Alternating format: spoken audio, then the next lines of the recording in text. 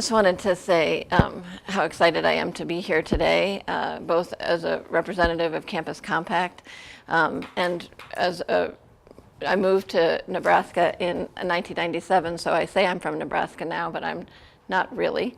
And so this is the first time that I've been down to Peru State College, and it was a beautiful drive this morning, so a lot of fun to come down here and to see more of the state. It was fun to hear, Noah, you talk about the food insecurity work that you've been doing. College of St. Mary is in the process of trying to do more with food insecurity right now. We started a pantry on campus this semester, and we participated in the Wisconsin Hope Lab survey that I don't know if any of the colleges represented here have participated in, but it administers a survey to your students, and we discovered at CSM about 40% of our undergraduate students were food insecure. So a real need on campus as well as in the community. So, but today I'm going to talk about, I need to bring this up, service learning in general. Let's see if I can, the mouse doesn't seem to drive the, there we go. Okay. I'm going to talk about service learning in general and service learning as a high impact practice. And so I intend for this presentation, I know that people have all different levels of experience with service learning. I know I've seen a number of you at various service learning meetings and have a lot of background.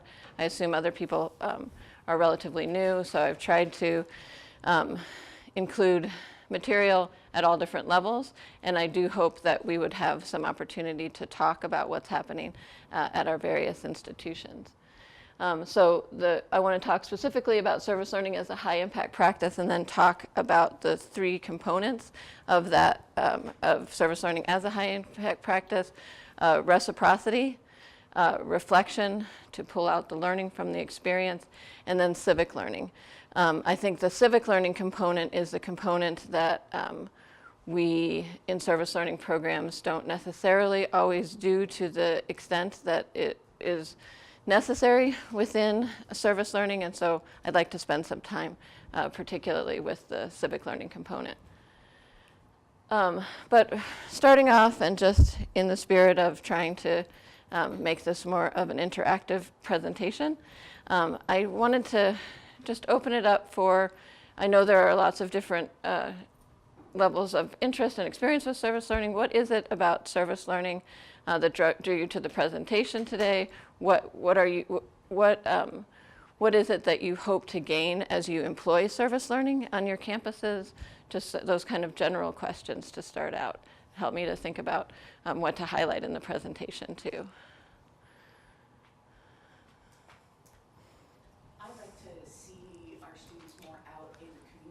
Okay. Peru and kind of work on integrating the city of Peru and the campus. It seems sometimes there's a town and gown divide. Okay. And so I'd like to maybe come up with some ideas to get our students out Okay. of the community and down there. Okay. All right. So the kind of collaboration between town and gown.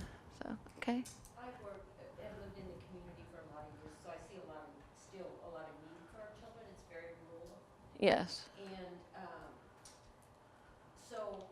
And then I work for the TRIO program, so I work with first generation low-income students with disabilities. But I'd like to just learn more about what other schools are doing, or try to get our students that I serve interested in whatever else is going on. Great. And then to reflect on it, Kristin is also a community member, local community member. But I'll tell you what, we've got a lot of kids, and you offer something for free, and they'll show up. Yeah. I mean, we have pretty good city rec programs, but there's a lot more beyond that we do for our children. Okay. Okay. So we've had a program we've had to turn kids away. Is that right?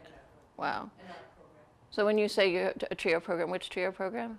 Student success, or student support services. Okay. We call it Okay. student success Okay. services. All right. Great. Thank you.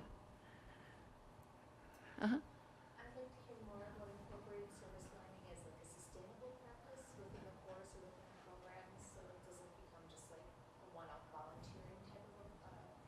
Okay, great, thank you. We'll talk about that when we talk about reciprocity and that component. Yeah, I'd like to piggyback on that. Because of my background, I'm really interested in that. I think it's important, sure, to go volunteer, but why? Right. Why? What are the needs? Okay. So sometimes when I'm taking students, I'll have the director, the programmers, if they talk about, well, these are our issues, these are our numbers, and then again come back. I think that reflection time is so important. Yes. So that we can, and then know the aha moment. Yeah. What's better? What's different? Because we invested our effort. Right. Yeah, and I think moving beyond those numbers is a key thing, that how many community partners and how many students we have serving is important, but what is our impact and how are we really advancing student learning and advancing community need? So, were you going to say something? Yeah, just being in that position of working with faculty to help prepare them to do this type of work, just kind of adding tools to our toolbox. Okay. How we work with faculty and how we talk about service learning. Okay, great. All right, thank you. That's helpful for me in terms of thinking about what to highlight. Just a few general benefits that all of you actually noted in your comments of service learning in general.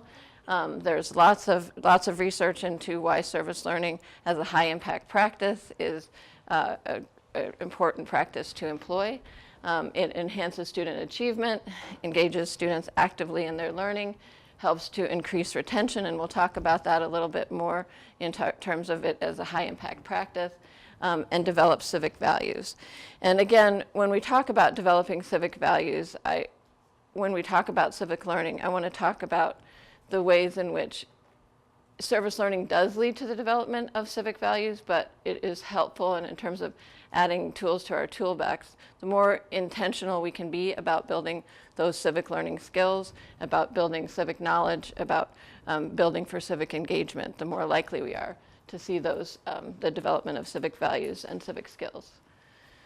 So high impact practices, there are a number of high impact practices. Service learning is identified as one of those high impact practices that was identified by George Koo at the AAC&U, American Association of Colleges and Universities. And those high impact practices, I assume many of you are familiar with, but what high impact practices do and why we employ high impact practices, they facilitate deep learning for our students. More than just a surface exposure to various topics, service learning is one of the high impact practices that helps to create kind of deep learning where students are engaging in that process and really retaining the knowledge that they gain through service learning. It increases student engagement for obvious reasons. Students become, because they're out in the community seeing the impact of their work involved in issues that matter to them as members of the community. They tend to be more engaged in general with their studies, and again, that helps for the deep learning, kind of steering it into their, helping them to remember. And then the kind of unique characteristic of high impact practices is that they enhance the retention, the persistence and retention of underserved groups through engagement. So particularly relevant to the TRIO programs that you were talking about. High impact practices tend to have, when they are done correctly, have a impact in terms of increasing persistence and retention of underserved groups.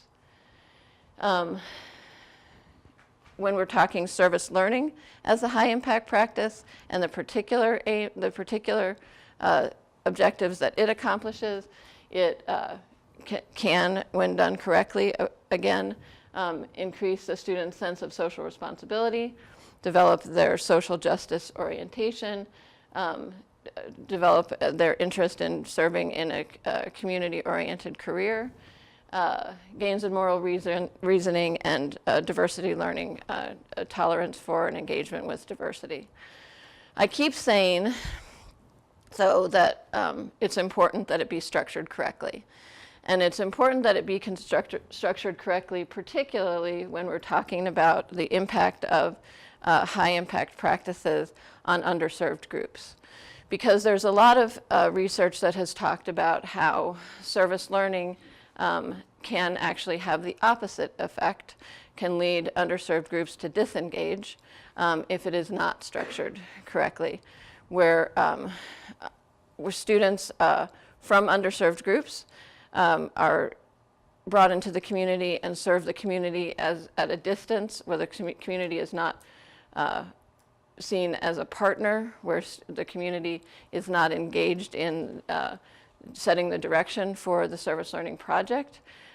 There's a lot of research being done on how that kind of structure for those projects can actually lead to underserved students to disconnect from the process, and so it can actually be a low impact practice, really not serving the objectives of a high impact practice.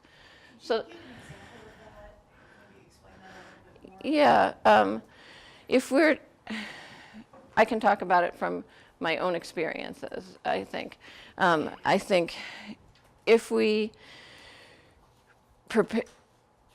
can often just draw the distinction between the college and the community very starkly. So the college goes out to serve the community. And when we invite, when we're talking about working to diversify our campuses and draw all the strength that comes from that diversity at our campus, then if we bring underserved groups into the community and then take them out to serve the community as other.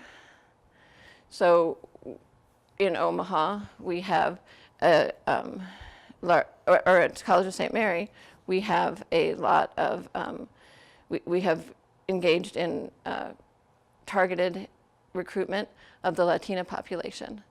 And we have a series of scholarships, the Misericordia scholarships, which are offered to undocumented students. And so we have a number of undocumented students on campus as well as a large Latina population. When we engage in South Omaha is largely for those of you who aren't from Omaha, is a very highly Latino part of the city. So service learning projects that engage in partnership in that area and engage our Latina students fully with a lot of people that are their families and kind of bridge that connection help to encourage their completion of those projects and help to encourage their retention. If we are going out to the community without and saying that we are serving others, that we as the college are not connected to this community, the kind of preparation that we do on the front end to really kind of talk about the ways in which that community is part of our community and we're working together to address aims together. If we don't identify those connections, then we lead them to disengage. Does that help? Okay. I have an example I can share. Yeah. When we first came, I did for Dan's inauguration, I did an inaugural service event. I had 8 activities and some students. So, and one in particular was with the city of St. Cloud. So I tried to integrate the steps of service learning. So I was working with someone from the city, and I had the students meet with that person. I had her tell the students about the history of Peru and a little bit about Peru and what we were doing. And we went, did our project, and came back and reflected on it. And the woman I was working with, Kristin, I said, oh, well, these students are pretty good. So I thought it was a good example of just taking time and that partnership. Yeah. And it kind of shed a positive light on students. Yeah. Yeah. No, and I think it's very easy, I think, to just develop your project on campus and then take it out into the community. And so service learning demands that we work, and this is where we'll go now in the presentation, so maybe that will help too, but service learning demands that you work together with the community, both in identifying the issues that you want to identify, that you want to address, and in actually working to address them. So, oh, I already advanced the slide. So when we talk about well-structured service learning projects, so that they don't encourage disengagement on the part of underserved groups, and so they support deep learning and student engagement. The Center for Community Engagement at California State University has developed this Venn diagram that I think really describes what a well-structured service learning project is. So first of all, it engages in relevant and meaningful service to the community, and that's what we usually talk about in terms as reciprocity. It enhances student learning, so it's not just students going out and serving in the community, but it is the integration of that community experience into students' learning, and that is facilitated through the reflective process that we'll talk about a little bit.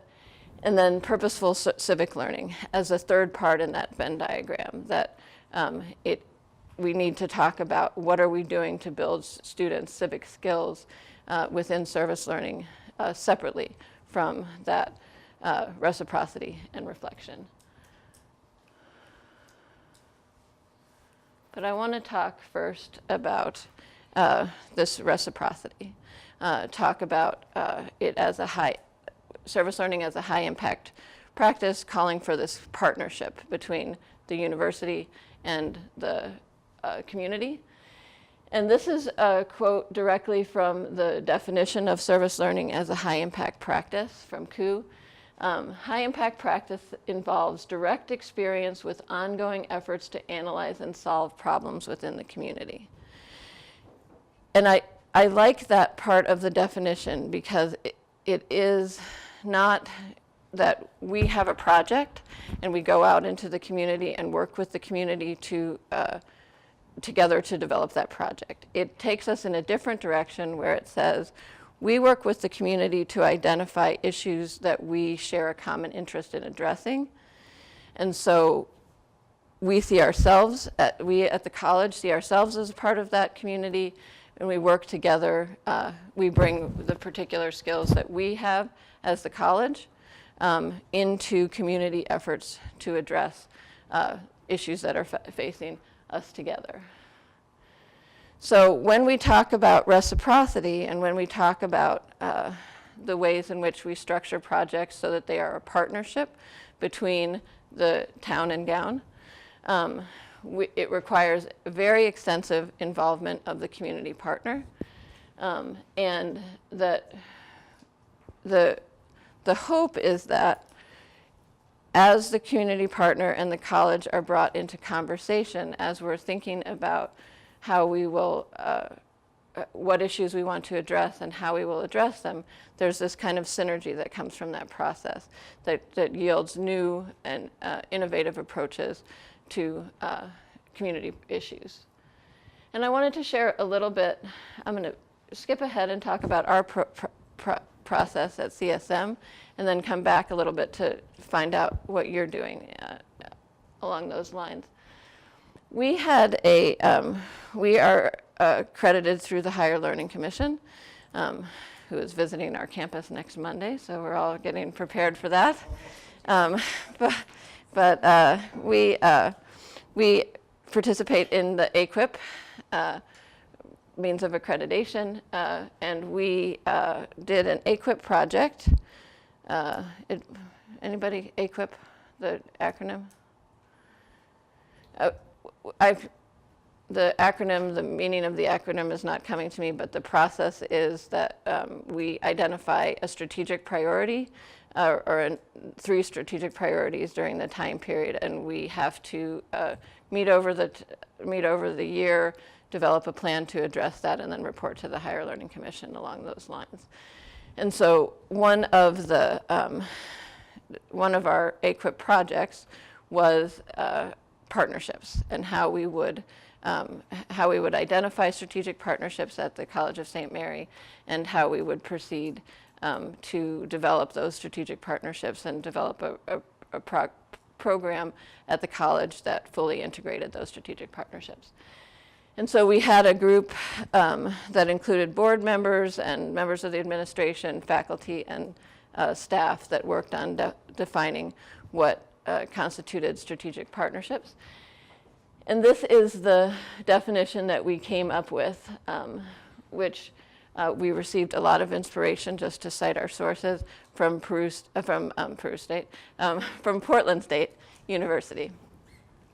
So CSM strategic partnerships are mutually beneficial relationships, so the reciprocity, that adhere to the following criteria: deliver on the mission and the highest strategic goals of the College of St. Mary, particularly inclusive campus; advance priority political, civic, and business relationships with particular attention to the critical concerns of the Sisters of Mercy, specifically the advancement of women and girls; address critical challenges identified in city, regional, and state strategies; advance student and faculty learning, research, and engagement; contain potential to serve as national models for university community engagement; bring new or in-kind financial resources to CSM in the form of research grants, sponsored projects, or gifts.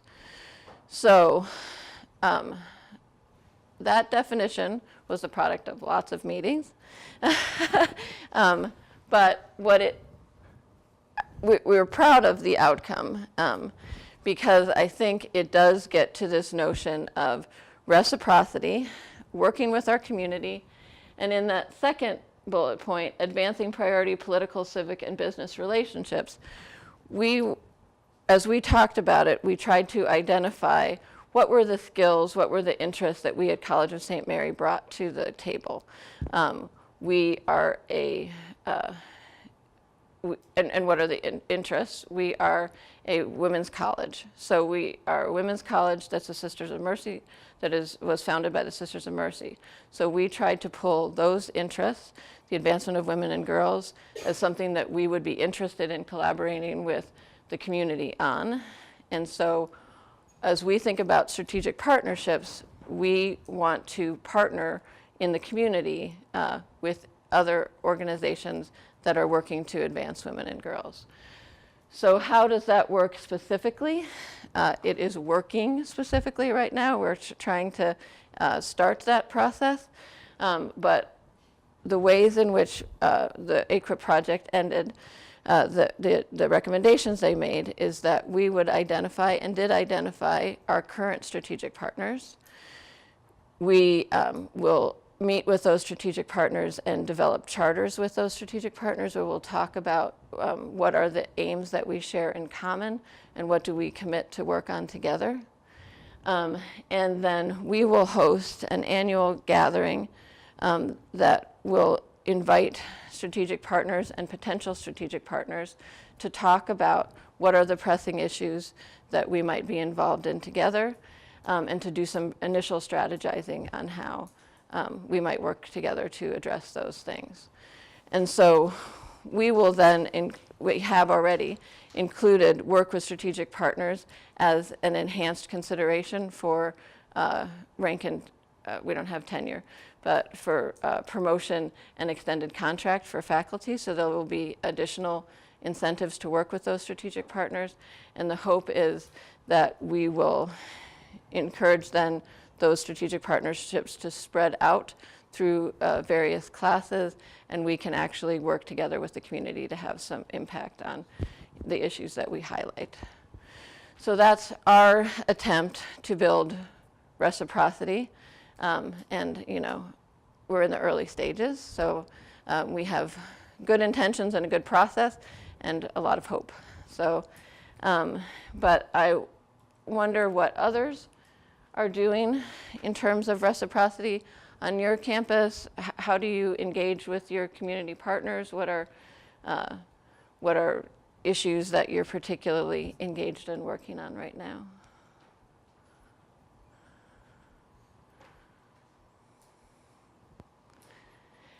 And because I am not from Nebraska originally, and because this is my first time to Peru State College, I'm particularly interested in hearing about, I know you talked about working in Lincoln, but I wonder what Peru does in terms of rural outreach, in terms of, because I think service learning can be something, a pedagogy that's usually thought of with urban populations, and we don't do as much with rural. And so I wondered if you had some information that you'd want to share in terms of partnerships that you've developed in this area? Just feeding 44 would be a good example. Working with the food bank of Lincoln Uh-huh. and several partners in Emo County. Okay.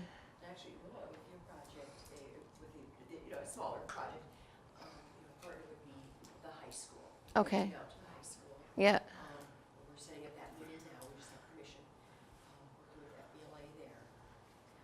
Okay. They're one of our strategic partners Uh-huh. in this big fundraiser. Okay. Okay. So 44 is the county that Peru State is in. Where Emo County is- Okay. Okay. Okay. Cool. Great. Along with the food lines, we started a food bank here on campus. It's called Bobcat Bites. We started that 3 years ago now in collaboration between Student Senate, which I was faculty advisor for at the time, and a campus ministry group. And then the Nemaha County Ministerial Association has supported it.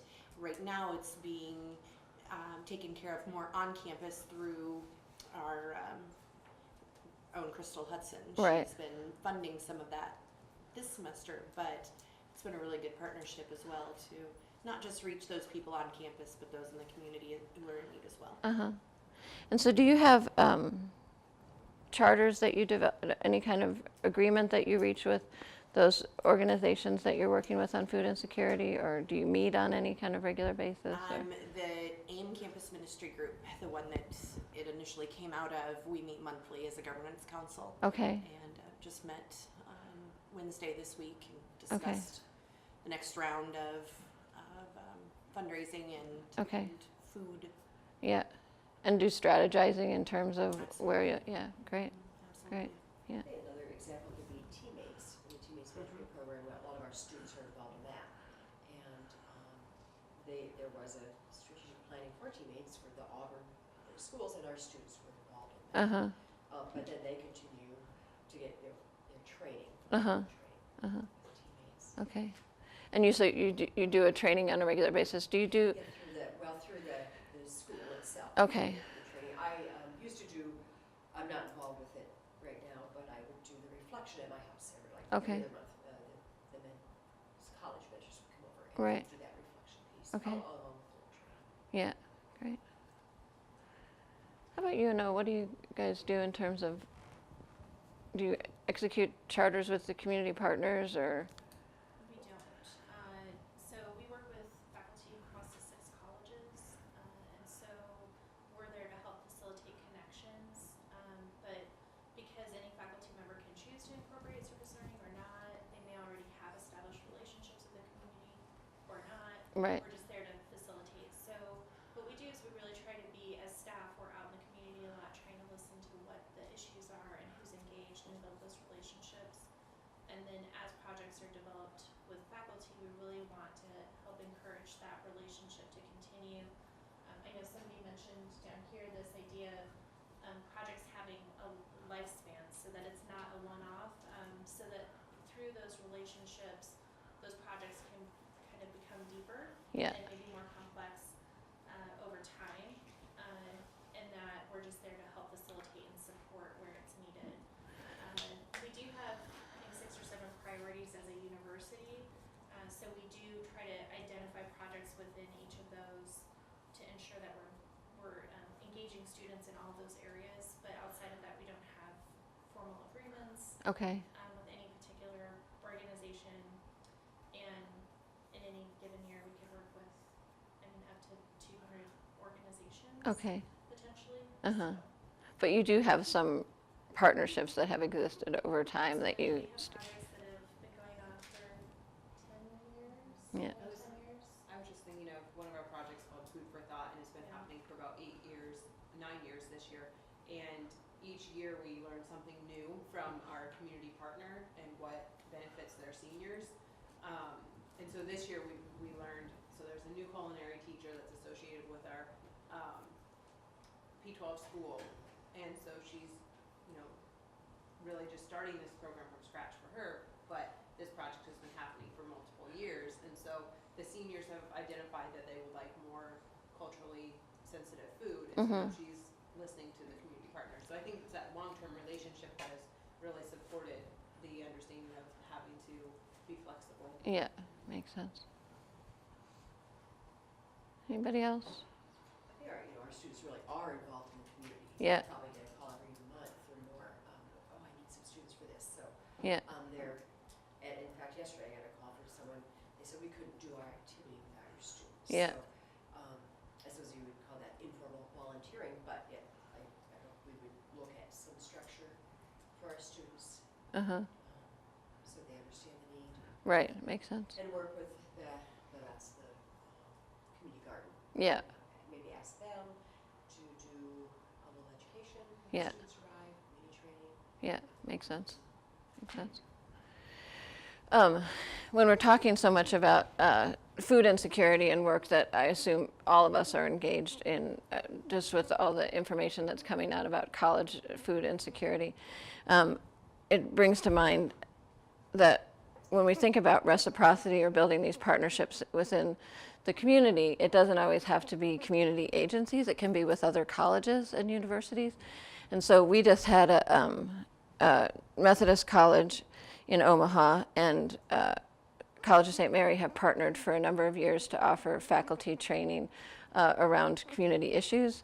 And we focused on college food insecurity this year and had representatives from all of the Omaha area colleges come, and we had a national speaker come in, talk about college food insecurity. Then we had a panel of people from community agencies and other colleges talking about addressing it on college campuses. But the thing that was most interesting was the last hour was an opportunity to brainstorm on ways that we might work together to address food insecurity on campus.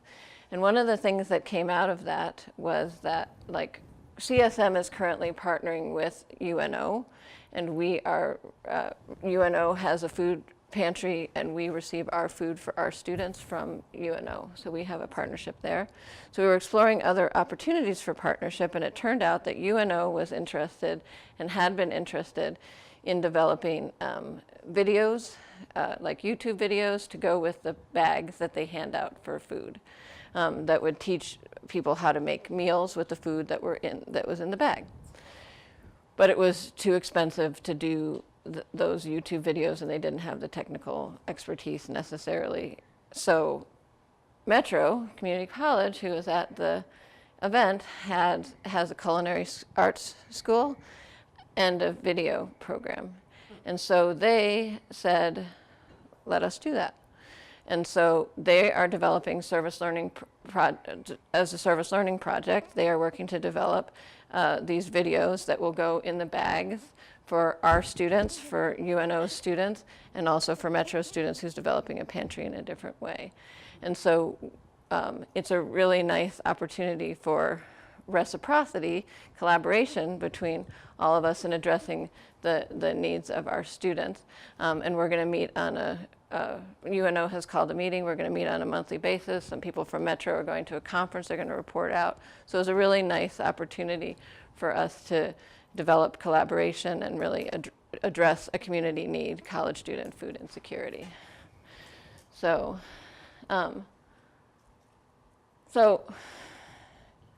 reciprocity, that meaningful service to the community, working with the community to address a need, is a key aspect of service learning as a high impact practice. Reflection, I don't know about how people feel about reflection here, but I was at Nebraska Methodist College for a number of years before I went to CSM, and we had a project where the students had to reflect through a portfolio from the beginning of their time to the end of their time. And as soon as you said reflection, students totally, disengaged and hated it and thought that they had to write a journal, and how could we possibly grade them on what they thought and not what the facts were. And so it should be a 4-letter word, probably. It is a dirty word, often in my experience. But that said, as we all know, that just taking students out into the community and engaging them in the community, if we don't connect it back to their experience, if they don't have an opportunity to process that and connect it to the learning in the course, it doesn't work. So it's through reflection that we create knowledge from experience. And so I shared my history of reflection. Is that a common feeling that that students have about reflection? Yes. That's not true. Noah is an honest student. So we've looked at the articulated learning in the 3 domains, Yeah. civic and personal and the academic. Yeah. And it's been my experience that the honor students do not struggle with that as much as our general student population. Okay. Okay. Because the honor students are not afraid to be told to go deeper with their thinking. Right. Some of the general population just want to know, what do I need to do to get this letter grade? Right. Right. Okay. So All right. what's being handled right now. Well, I think one is that they just haven't done it before, and so they're challenged to do it. And they grow and learn from doing it. And after they try it, I think they enjoy it.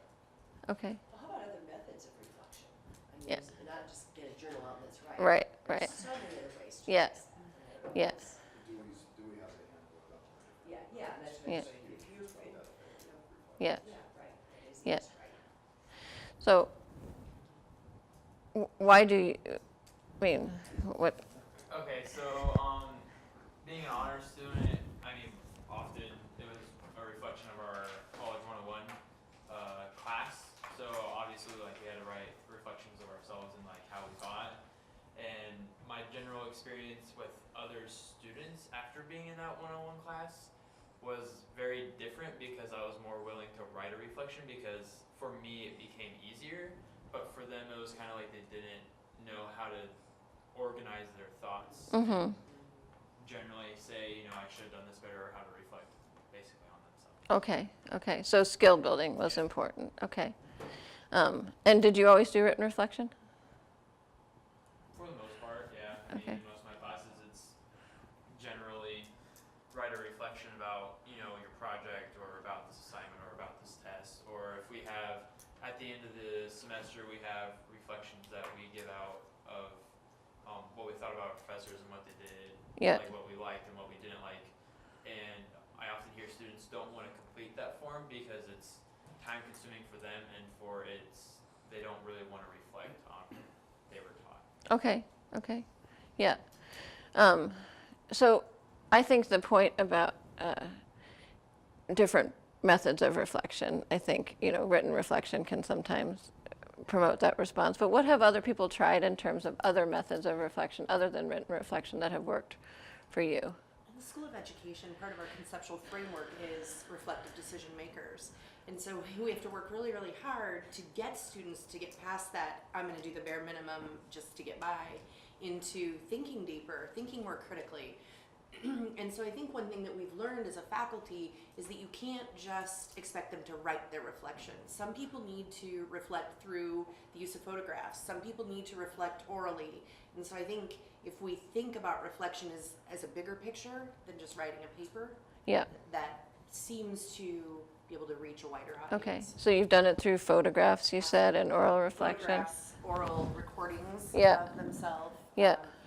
Video reflections. Our student teachers are currently doing video self-reflections of their own teaching where they've recorded 15 minutes there reflecting on that. Nice. So there's no reason we can't do that as part of service learning Right. as well. Right. I think yesterday I was actually just talking with 2 faculty members, a high school and a university faculty member, and they had not done reflection together with their students, and that was something they wanted to try. So it seemed that when the faculty members were more confident in their reflection, the students felt more confident in sharing their reflections, Yeah. at least verbally. And so yesterday we were sitting there, we gave the students specific prompts, and so when they were able to write about those, they could then share in their small group, and the students seemed to be a little more comfortable. So they've tried different methods. This was verbal or written and verbal. Uh-huh. We've also done different activities with some of the students, like we've done a yarn ball reflection where they have a talking, they have a item that they hold while they talk, and then they toss it to the next person, and they give their reflection answering questions. Uh-huh. So I think there's been many different models that have been tried in specific classes that I've worked with, that the students are more engaged with also. Uh-huh. So trying multiple things is Okay. All right. helpful for some faculty. Uh-huh. I think you have to create the space to allow them to reflect too. Because a lot of our students have a lot of stuff going on. They come with a lot of baggage. Mm-hmm. And so having the time and the space to sit back and reflect on something when they may be getting calls from home because, there's a bad situation going on at home, Mm-hmm. that may be difficult. Yes. If their headspace is taken up with something else that's going on in their lives. Right. And students have children who work 40 hours a week, things like that. So time to reflect is not necessarily high on their list Uh-huh. of stuff to do. So if you create that time and that space to allow them to reflect and use writing prompts Mm-hmm. as well, so you give them kind of a jumping off space, and then allow them to bring in maybe what's bothering them. Had a student whose friend back home was shot by the police. So we took that and he's going to write a letter to high school students back at his old high school Uh-huh. about this situation and how he avoided that situation Huh. coming up. So he's reflecting on his own life and then putting it in the context of other people. Right. So yeah, reflection, but you've got to give kids the space and the time Yeah. to step back and be able to do that if they've got so much other stuff. So are you talking building that time into class then Yes. in terms of, either written or oral reflection? Yeah, and Okay. you know how to okay, this is what's going on with you. Yeah. Okay, how do we turn that kind of Yeah. out? Okay. If that makes sense. Yeah, definitely. The other double-edged sword is that they're taught from such a young age how to write well. And so we've worked on stream of consciousness writing. Uh-huh. I'm not going to evaluate you on your grammar, I'm not going to evaluate your punctuation, just get your thoughts out on paper and let's see what comes out. Okay. Versus you're going to write for publication, which Right. you might do with the capstone course. Right. So it's a different mindset. They're worried about going to Yeah. That stream of consciousness kind of gets to not only other methods of reflection, but how to get students to deep reflection, right? So if you're not tied up on grammar, then you might find a path to really teasing out the meaning in something. So, you gonna say something? Well, it kind of goes what Hal was saying. I think you have to empower students to be able to reflect. I mean, they're so often used to meeting certain expectations that to kind of take control of their ability to think and reflect. It takes a while to get students to grab those reins for themselves. Mm-hmm. To allow them to really reflect deeply on projects. Yeah. I see it as an issue of empowering them to do something that up till now they haven't been asked to do, and believing enough in their voices or their own perspectives or their own experience to feel free to reflect and Right. not have to meet somebody else's expectations. Yeah. Believing in their own experience and their own desire to, their own perspective on it. Self-validation almost, Yeah. before they feel free enough to. Yeah. They're always looking at you going, what does this person want from me? Right. It takes a minute for them to say, okay, I've had this experience, here are my thoughts. Okay. All right. I have two questions. So when you present that opportunity to your students, do you have that relationship with the students so that they feel a little more comfortable opening up and sharing that? I with you? try really hard. You're going to get some students there, and other students are just always going to be like, that's the professor, I'm the student, and there's a barrier, but I imagine everybody faces that same kind of thing. I like to think I try to develop a community sense among my students. I make them all talk in class. I don't let them hide. I don't try to get them. And by the middle of the semester, they seem to utilize us a little bit, but And do you see their reflections go a little deeper in sharing with you? Yeah. because of that? yeah. So are you doing oral reflections then? I mean, it's a conversation, or they do? Conversation and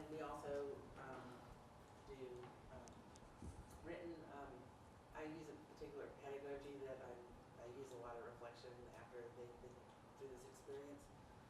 Those are written.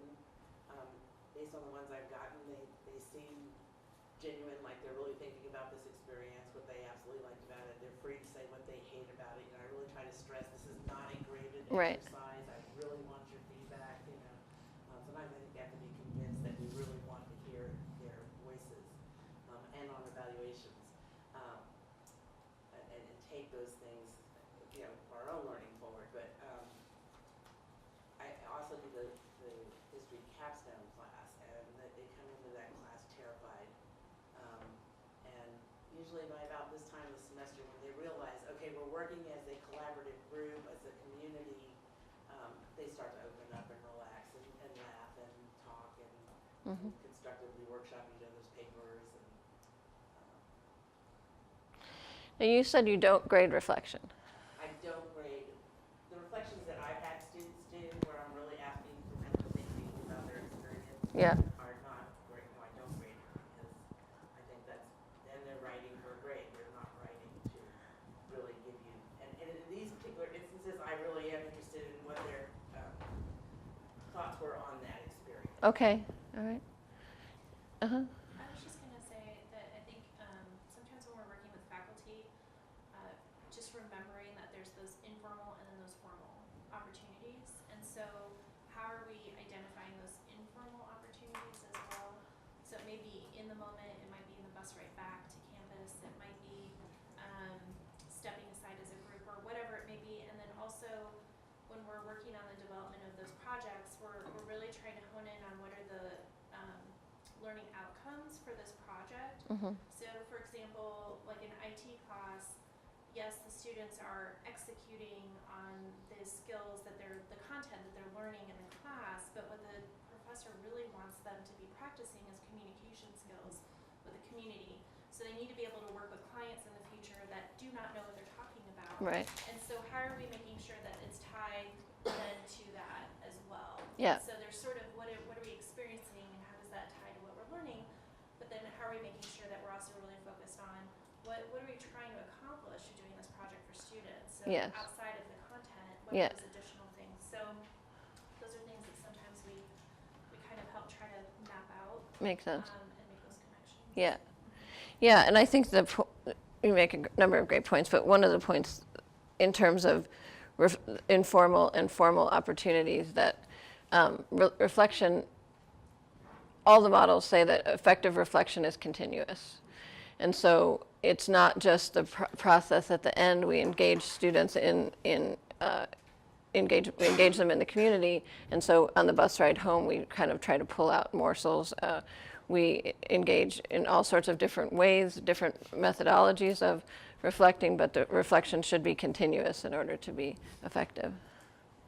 I've especially noticed in Dr. Nell's classes, because I am in some of her classes, for me, writing a paper has always been writing in information about what I learned, and then she didn't want me to write about that. It was more about what I thought and what my reflection was about the paper, and basically what I thought, like what my thoughts were organized as, and then having a debate class, we had 2 separate sides, and at the end of the class, you kind of get to reflect on, why did you choose this side and why. It's the same way in Dr. Ryan's class. He has us read or he discusses a certain topic, and then as a class, you're able to discuss what that means to you. And so it really, especially in that honors class, it really opened a lot of people up to say, this is my experience and this is why I think of it. And so it really opened other students up to reflect on themselves. Yeah. So you're reflecting on your own thinking and what causes you to come to certain conclusions or feel certain ways, and so you're being led in a reflection that helps you to understand that process, which could be something that you could, with an understanding of that, it will help you in future situations to understand how you draw those conclusions. What's a good time frame for reflection? Because sometimes they need time to kind of chew on stuff before they can, they need time to kind of integrate it and think about it and, Yeah. and stuff like it. So what's a good time frame for asking for reflection? Well, I mean, I think that it should be built into your process over time. So immediately you're going to get, if you engage in the community and you talk in the bus ride home, that a kind of immediate response. But then you also want to give students some time to come back and reprocess. And that might be, reflection accomplishes all sorts of things, but in a service learning course, it's also tied to specific course objectives, and that was another thing that you talked about in your comment. So getting students' immediate response to the experience and their processing of the response, that's helpful. But I think service learning also achieves its ends when we help students to make the larger connections between what are the topics that we're studying in the class, what are the objectives for the class that we're trying to serve through service learning, and their experience. So, and that I think you need a little time from, and a more structured response. And I would urge you to grade that response. So the immediate reflection is not something that you would grade, and but I think as we're talking about, why do we incorporate service learning into a course? How does it engage students? How do we deepen students' learning through that? We're saying that service learning is a tool that helps students to better understand a course concept or a series of course concepts. And so if we structure a reflection in a way that helps them to make that connection, them to make that connection between the experience and those course objectives, then that is a gradable reflection. And grading that reflection attaches importance to that connection, I think. So there are a couple of models that I'm sure that everybody is, this was just quickly. This is an example from my own institution of not critical reflection. So these were students who were engaged around the recycling, and this was their reflection on recycling, recycle today for a better tomorrow. Which is an important message, but it's not the depth that we're trying to get to. But everybody's seen this model of reflection? No? I learned Giles, this is from 1999. It's the 3 questions that you ask students. In a written reflection, you can use it as a model. In an oral reflection, you could use it for video. There's a whole bunch of methods that you could use. But the first step in the process is to describe the experience. So this could be your graded reflection, where you'd have a little time from that immediate reflection. And the first thing that the students do is describe. It's the who, what, where, when part of the reflection, where they're really kind of talking about where did they go, what did they do, what did they see, what were the observations that they made in that experience. And then, so what is their analysis? And that's where students are making the connections between the experience that they had and the larger objectives of the course. Why did you involve students in service learning in this particular course? What did you hope that they would gain? So if you can ask some leading questions in that reflection that help them to analyze that experience, what does that experience tell them? So the course is about food insecurity. They go to the food bank of the Heartland. They talk about the experience. For the first part, they talk about the experience, the observations that they made. Then as the so what section of that reflection, they analyze that. Given the other things that they've learned in the course about food insecurity, what they observed at the food bank, how did it add to that understanding? How did it transform that understanding? How did it challenge that understanding? Maybe they witnessed an interaction between a client and a person who was working there that really provided some insight into how interactions happen at the food bank. Or maybe they learned something new about the process itself by being involved there. So they describe, then they analyze, and then so what? The last question, now what, what, so what, why is it important, and then what do we do moving forward? So we ask students to describe the experience, to talk about what it means, and then how does that experience and that analysis of that change their future thought and action? How might they engage? How do they differently understand things after the experience? How do they incorporate that understanding into how they move forward? Yes? We invited Patty Clayton to come years ago to Methodist and College of St. Mary, and she talked about, she, along with Ash, in 2009, developed the DEAL model of reflection, which, as you look at this model here, really is the same process, just labeled differently. DEAL, describe, examine, articulate learning. So we describe that who, what, where, when. We tell what happened in the experience. Then we examine it. We do the analysis of it. And then we articulate the learning. What about that experience? How will that experience change what we do or how we understand things moving forward?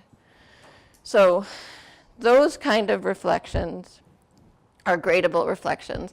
And I think that they get away from the concerns that I talked about when we had lots of reflection at Methodist, and students felt like we were grading them on their opinions. I think you don't want to ever end up in a situation where you're grading students on their opinions, but if you build reflection in and grade it, that it is really grading them on their analysis of their experience and their connection that they draw between the experience and the objectives of the course.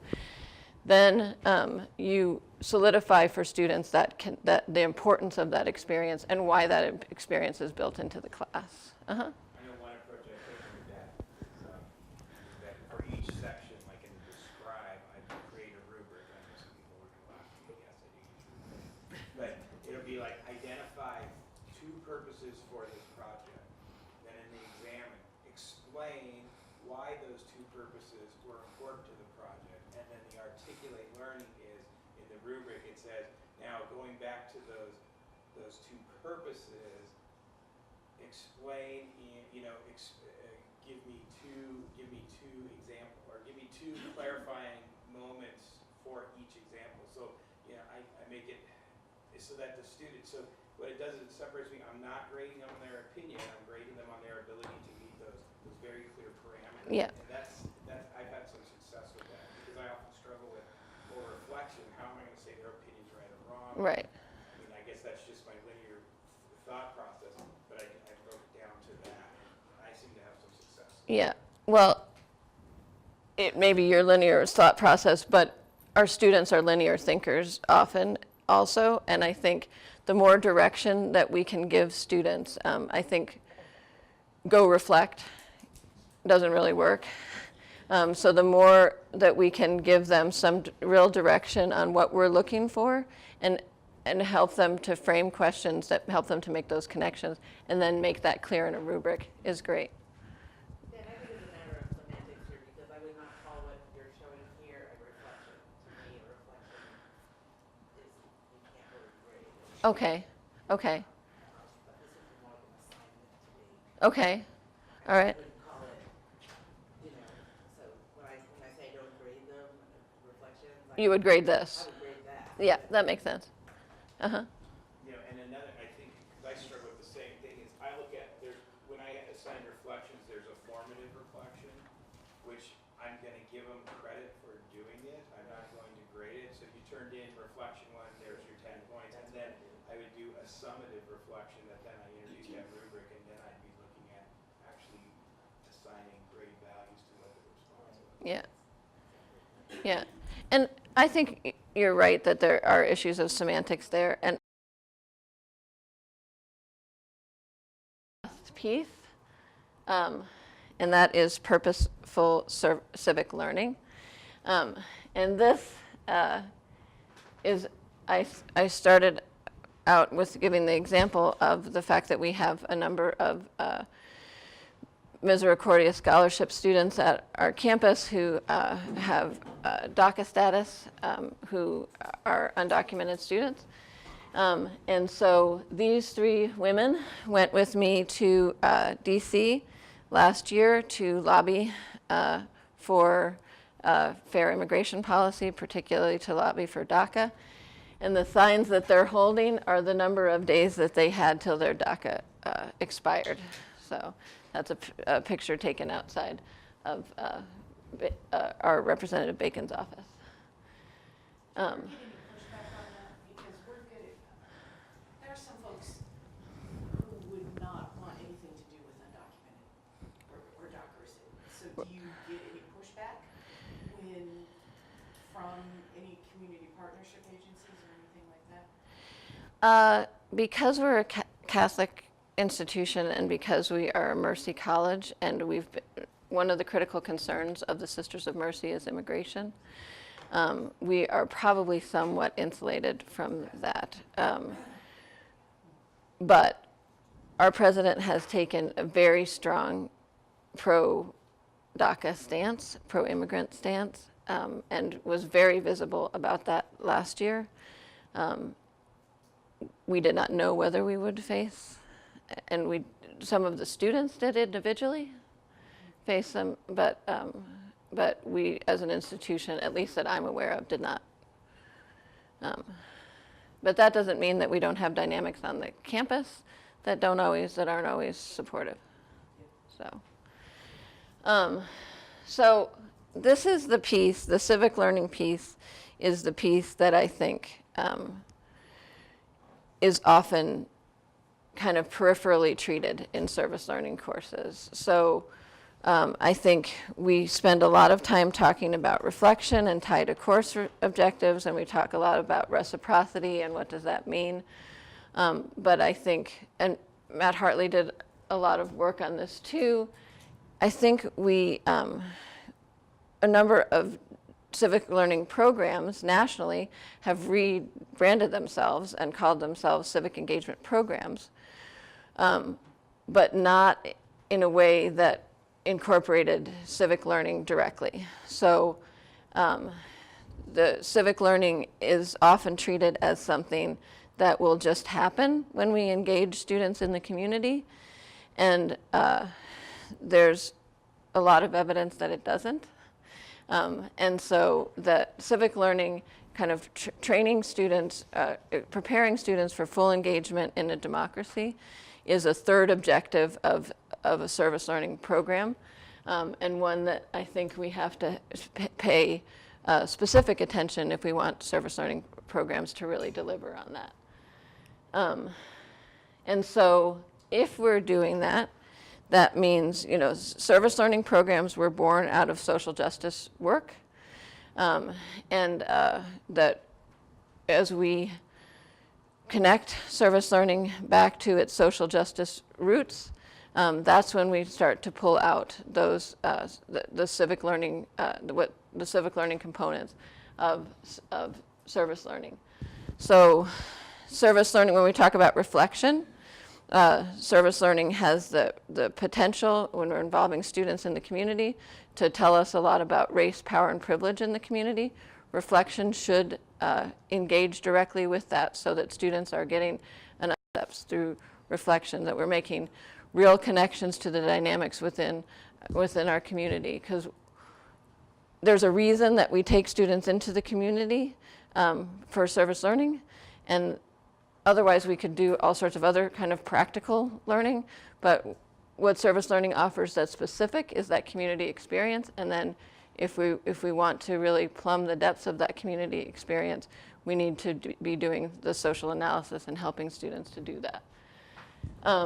So one way to do that is to prepare students for social critique. Another is to kind of seek community partners who are working to address community issues. When we think about reciprocity being working together to address community issues, that we seek community partners as we identify who are strategic partners that are reaching for solutions so that we can work together to address issues.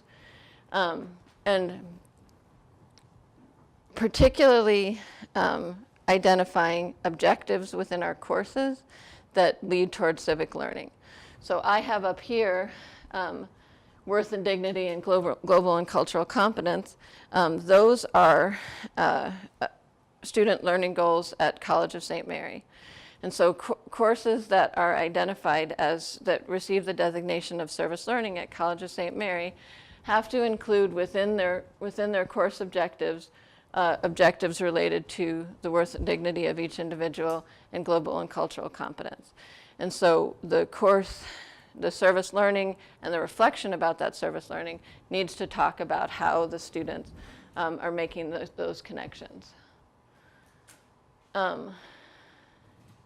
This is just a quick slide in terms of where you might find other resources to help in identifying those civic learning objectives. The AAC&U has done a lot of work on exactly that. So they talk about the importance of structuring your service learning projects in a way that ask big questions, so that we're engaging students in not just, you know, what are the needs of the community, of this particular community agency, but what is, you know, what causes food insecurity. So back to that example, what causes food insecurity? Who is food insecure in our community? Where does that come from? What efforts are going on to address that? To really engage students in the why questions around those issues, and connect knowledge. So what causes food insecurity? Why are all those issues happening? What can we do to address food insecurity? Leading students to ask those kind of questions. And the LEAP principles of excellence related to civic engagement give you that guidance. The AAC&U has also put out a publication called Civic Prompts, and they're actually doing another webinar in a couple of weeks, or maybe next week, on civic prompts. So how do we find, civic prompts has to do with working with all sorts of disciplines across the college and finding out what are the civic issues that those disciplines deal with. It's a kind of guide to facilitating those conversations, so we can say, you know, math doesn't have anything to do with citizenship. Well, yes, it does. So civic prompts is a kind of guide for guiding various disciplines through those conversations of what are the things that they teach, what are the relevant, that are relevant to civic engagement and civic learning. This is again back to California State University. I highly recommend this service learning curriculum development resource guide for faculty. It's a really great guide that kind of walks through the whole process in terms of the key elements of service learning. But they did this, and I won't go into it in depth because we're running out of time, but I do have copies of the presentation if people want these last 2 pages. But these are goals that, if we're saying that we need to include civic learning in our courses, these are identified goals and objectives that would help us, that would help faculty to identify the kind of learning that's happening in their project, and to identify measurable goals that pertain to civic learning. So back to that, another 4-letter word that really isn't a 4-letter word, assessment. These goals, as they've laid them out, are really helpful, I think, in terms of how you assess a service learning course for meeting its civic learning goals. So they talk about, there's 7 different goals that are related to civic learning that a service learning course might fill: academic learning, democratic citizenship learning, diversity learning, political learning, leadership learning, inter and intraprofessional learning, and social responsibility learning. And these are areas, I think, that are represented in objectives that are tied to courses. Not that students are not having experiences, but we're not pulling out that civic learning aspect of those courses. And so specifically using some of these goals and objectives is helpful in pulling out that civic learning component. And then they provide additional guidance in terms of what those course objectives might specifically look like. So with academic learning, when we're talking about knowing, understanding the root problems of the root of social problems. So when you engage students around food insecurity, are you teaching students about the root causes of food insecurity in the community? And then are they making connections between their experience in the service that they're doing and those root causes? And are you using reflection as a tool to pull out that learning? And so this is I found it very useful for my own service learning course, is a really good kind of guideline in terms of how to phrase and think about what those civic learning objectives might look like. So I said 2 minutes till 11:30. If there's good conversation, Okay. go a little bit longer. Okay. Pouring rain, so we don't. Oh. Wow. Yeah, that was. It's not gonna change for a while. Is it not? Looking at the weather radar. It's gonna. Yeah. All right. No, I think we've got time. Okay. All right. Well, so I would leave it with that in terms of the kind of, focusing on those 3 aspects: the reciprocity, the reflection, and the civic learning. I liked that Venn diagram a lot in terms of, civic or service learning that is going to meet the objectives of high impact practices is going to contain all of those 3 components. But I wonder if people have any questions or if there are any experiences that you want to share with the group.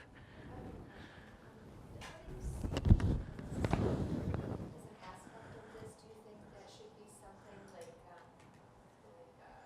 human capital? Like, should you be training people in the community to take over? Like, if your group can't do it anymore, is that an important part, or is it okay to go in, help with service learning, communicate with the community what they need, what they want, and then leave again?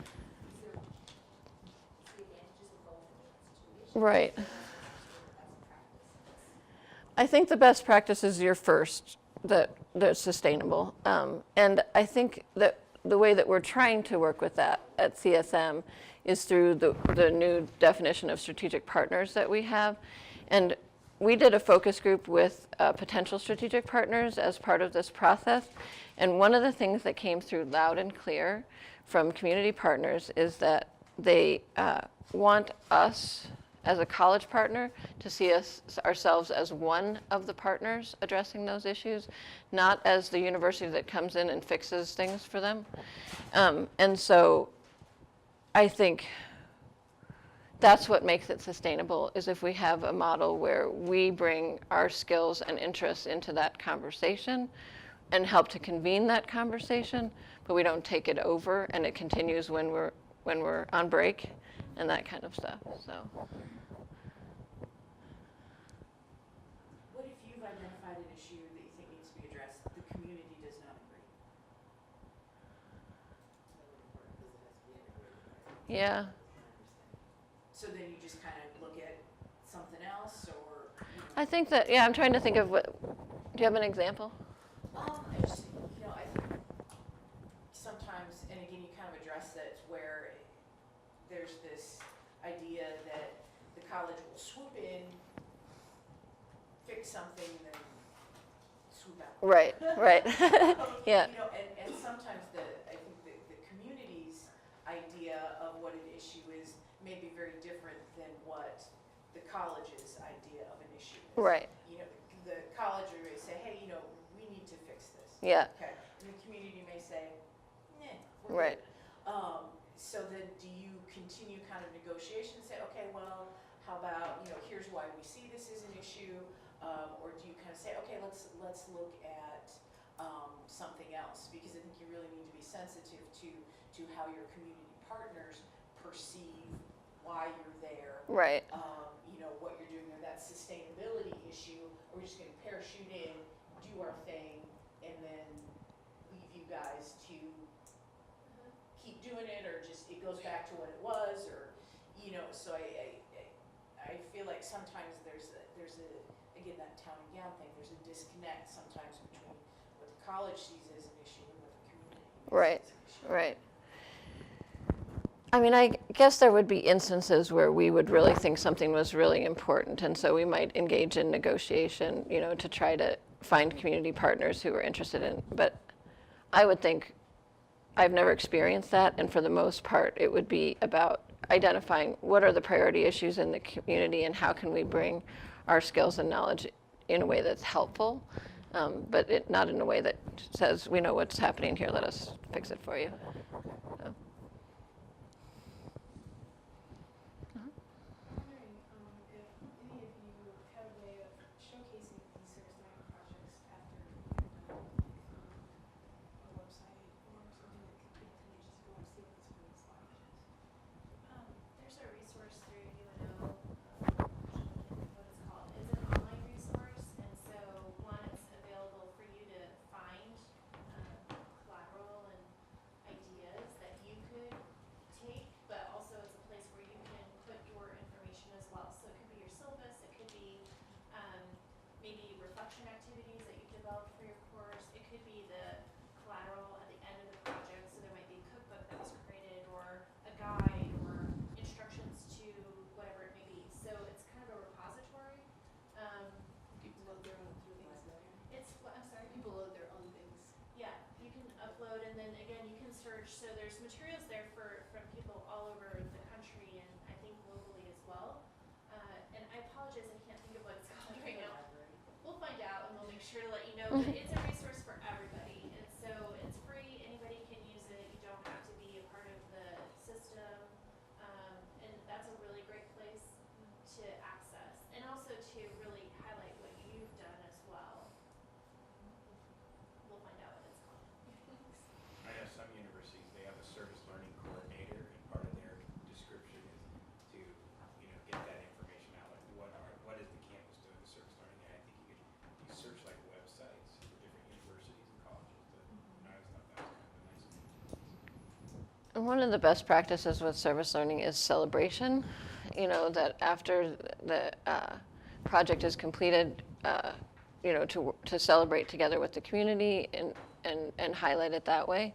I would say that is a best practice that we do not meet at College of St. Mary, but it is something to pay attention to for us, and I think it's important. It raises visibility and helps with buy-in for everybody.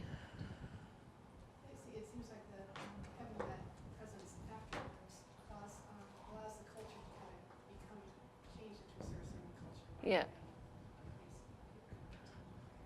Definitely.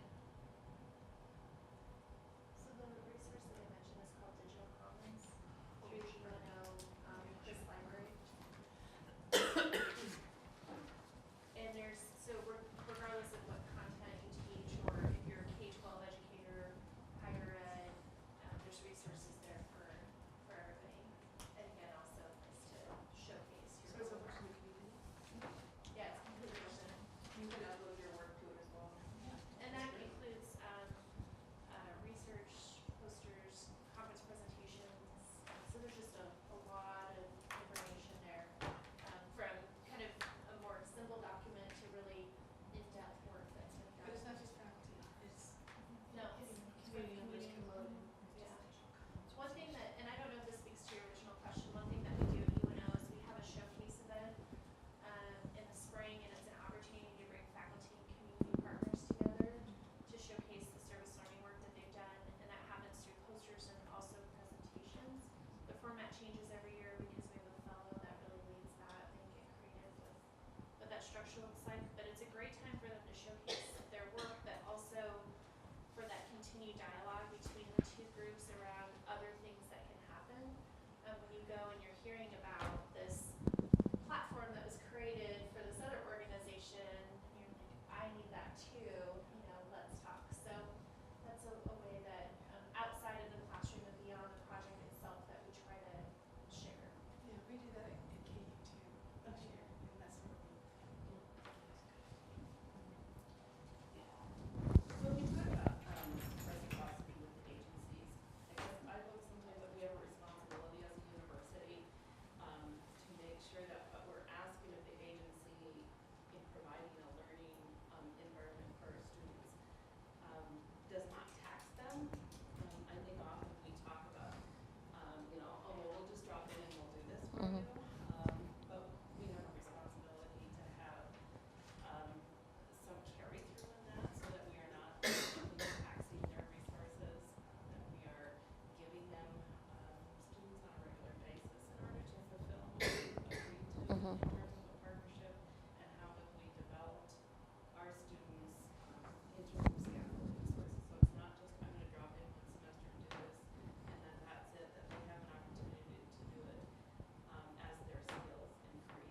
to go back to that agency and work and give a more in-depth project back to Yeah. I think that scaffolding through and our OT program, and that with some changes in OT that went away, but they are working again to scaffold both particular objectives and particular partners throughout the OT curriculum. And nursing's working to do that. I think that it doesn't tax the community partner, and students learn a lot more when they can go back, when they gain more skills and really make a contribution.